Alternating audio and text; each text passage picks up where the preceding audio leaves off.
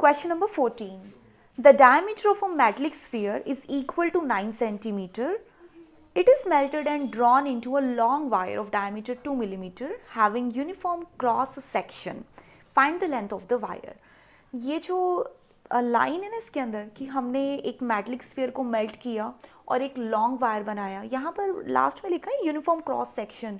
इसको देखकर आपको कंफ्यूज नहीं होना है कि यूनिफॉर्म क्रॉस सेक्शन क्या होता है. इट्स जस्ट दैट कि हमने उसकी मोटाई जो है वायर की वो सेम रखी है थ्रू आउट दी लेंथ. बस इतना सा मीनिंग है इसका. सो कंफ्यूज नहीं होना है. क्वेश्चन बिल्कुल प्रीवियस क्वेश्चन जैसे ही है. 9 सेंटीमीटर का एक मेटलिक स्फीयर है. इसका मतलब अब की बार हमने एक मेटलिक स्फीयर लिया जिसकी रेडियस गिवन है इज इक्वल टू 9 सेंटीमीटर. सो पूरा डायमीटर गिवन है. इसका मतलब अगर ये 9 सेंटीमीटर का है तो रेडियस हमारे पास होगी 9/2 सेंटीमीटर. ठीक है. ये हमने किस चीज़ में कन्वर्ट कर दिया, इस स्पेरिकल बॉल से हमने बनाई एक लंबी वायर. तो लंबी वायर को हम कुछ ऐसी शेप का मान लेते हैं कि कुछ इस शेप की होगी और इसके अकॉर्डिंग ये 2 मिलीमीटर की डायमीटर की है.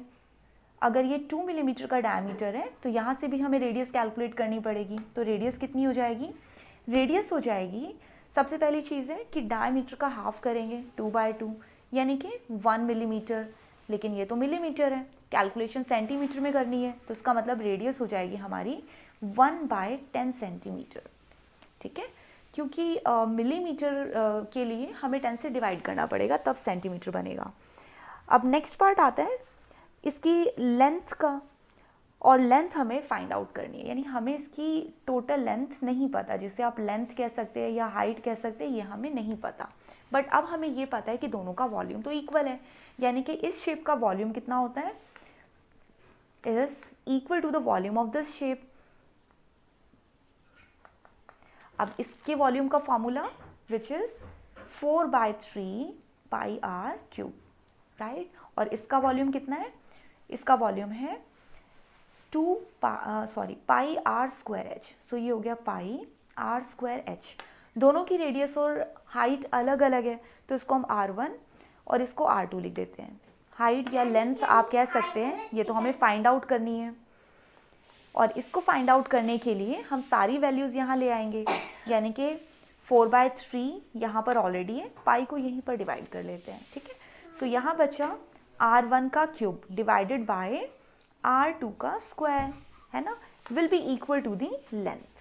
बस इसे सॉल्व करते हैं. सो 4/3 इज हियर. R1 क्या है, R1 है हमारी ये वाली शेप, है ना. इस शेप की रेडियस कितनी है, 9/2 है. 9/2 और ऊपर क्यूब है तो इसे 3 टाइम्स लिख देते हैं. 9/2 9/2 9/2. और डिवाइड करना है हमें किससे, R2 के स्क्वायर से. तो R2 कितना है, इसे थोड़ा ऐसे बनाते हैं. R2 है हमारे पास ये वाली वैल्यू, इसे यहाँ पर भी R2 लिख देते हैं विच इज़ 1/10.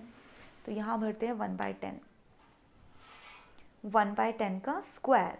और 1/10 का स्क्वायर अगर हम सॉल्व करेंगे तो ऑब्वियसली बात है ये वाली वैल्यू ऊपर चली जाएगी, तो हम इसे यहाँ लिख सकते हैं. और मैं इसे यहाँ से हटा देती हूँ. ठीक है. Now it is not required to be written here. और ये स्क्वायर है ना 10 का, तो हम इसके ऊपर भी स्क्वायर कर देते हैं. अब सब सॉल्व करते हैं. 3 से ये वैल्यू यहाँ पर डिवाइड हो गई. ठीक है. और ये 2 और ये 2 मिलके 4 बने. इस 4 से ये वाला 4 ख़त्म हो गया. अब एक 2 बचा है, इस 2 को हम यहाँ डिवाइड कर देते हैं. इस 10 स्क्वायर को मैं 10 × 10 लिख देती हूँ ताकि हमारी एक डिवीजन कम हो जाए. राइट. अब मेरे पास बचा यहाँ पर 3 9 9 5 और 10. बस इनको मल्टीप्लाई कर लेते हैं. सो यहाँ पर है 3 × 9 × 9 यानी आप 27 को मल्टीप्लाई कर सकते हैं 450 से. तो बचा आंसर 12150 सेंटीमीटर. ये सेंटीमीटर में लेंथ है.